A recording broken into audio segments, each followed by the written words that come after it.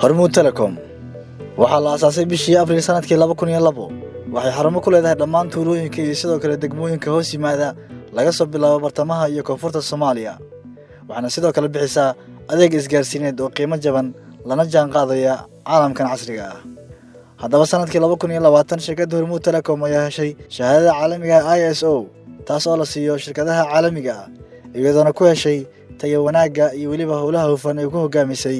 shacabkeeda Soomaaliyeed. Aqoonsigan ayaa ah natiijadii ka dhalatay 8 sano oo dadaal ah ay maamulka shirkadda Hormuud Telecom iyo waxyaheeda kala duwan ay u galeen si loo gaaro guushan maanta ay hiigsadeen. Hab maamulka tayaysan iyo hufnaanta howlaha horumarka leh ay ku tallaabsatay shirkadda Hormuud Telecom ayay ku hanatay shahaadada tirsigeedu yahay ISO 9001-2015. shahaadada ISO sida magaca oo ka muuqdo waa ISO oo ah International Standard Organization oo ah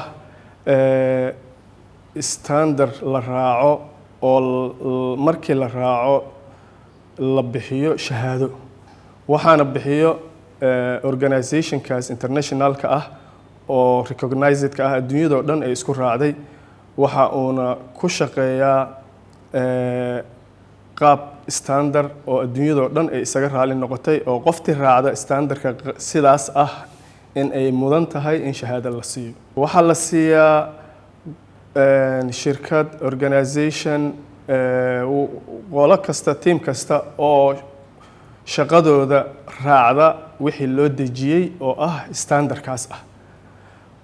lagana hubiyay in ay soo buuxisay shuruudihii standardkaas yaa la siiyaa shahaadada. runtii maadaama shirkadda Hormuud Telecom ay tahay shirkad bixisa adeeg waxay markasta ay maskaxda ku haysay inay bixiso adeeg macaamiil oo heer sare ah. baahida loo qabo in la helo adeeg macaamiil ama customer service heer sare ah ayaa keentay in la hindiso in ISO standardization la qaato. waxaan ku bilownay ilaa 7 qof oo qaybo kala duwan ka socday si loo helo base ama saldhig laga duulo. waxa ay ahayd marka hore shirkadda oo dhanba uma aysan diyaarsanayn waxaa maaragtay muhiim noqotay in la siiyo training team ka mid ah muxuu ahaa shaqaalaha shirkadda oo u qalmay in iyaga ay noqdaan horseedayaasha muxuu ahaa shahaadadaas.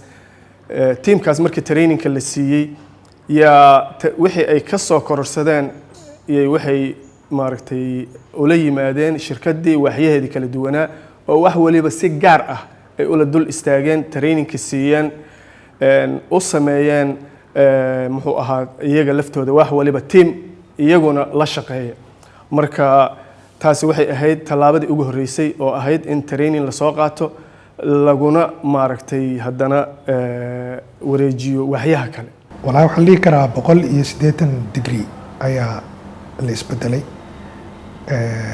habkii loo shaqayn jiray waxay noqotay in dib inta loo eego oo review lagu sameeyo hab cusub oo waafaqsan nidaamka ISO 9001-2015 la qaato. waxay noqotay marka in la bedelo habkii loo shaqayn jiray oo hab cusub la soo alifo lana hirgeliyo. caqabadda ugu weyn waxay ahayd horta isbedel in aad ku samaysid qaabkii aad marka hore u shaqaynaysay sida ay ahayd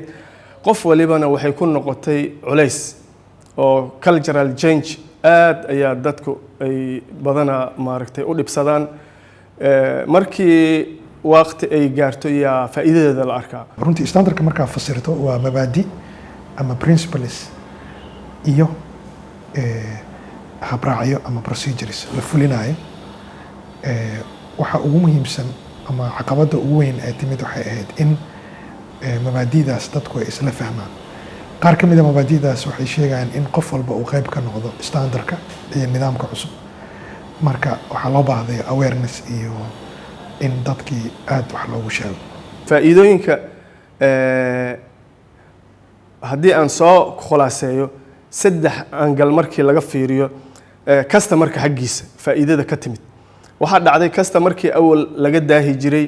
ama loo gudbin jiray muxuu ahaa adeeg aanan dhammaystirnayn in uu kasta markii helay adeeg dhammaystiran muxuu ahaa iyo waqti munaasab ah oo joogto ah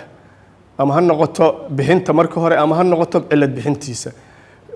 waa ay mahadiyeen kasta markii waxa kale oo mahdiyay shaqaalihii laftooda shirkadda shaqaalihii laftoodu waxaa laga yaabaa howl halkan kuu taalo inaadan ogeyn inay ka horeyso mid kale inaad ka hor qabatid oo hadhowti ay kugu noqoto waqti dheer iyo resource badan oo kaaga baxo shaqaalihii laftoodu waxa ay ka heleen faa'iido ah shaqadii oo u toosta iyo waqti kooban ay ku qabtaan visionka ugu dambeeya shirkadda waa in markasta maadaama ay tahay shirkad adeeg bixisa saan warkayga ku bilaabay markasta in aan noqono shirkad bixisa adeeg ay macaamiishu ku qancaan ama adeegga ugu tayada sareeya ay macaamiishu heli karaan runtii waana ku guuleysanay waana wadnaa marka standardka la joogo ama qualityga la joogo waxaa jira wax la yiraahdo sky is the limit marka waxaan ku guda jirnaa in aan haqabtirno baahida macaamiisha annagoo hadda ku guuleysanay in Soomaaliya aan ka dhigno wadanka ugu raqiisan ee Afrika adduunkana kaalinta 7aad aan ka galno runtii dadaaladaas standardizationka iyo quality management systemka ee shirkadu bilowday ayaa horseeda ayaa la dhihi karaa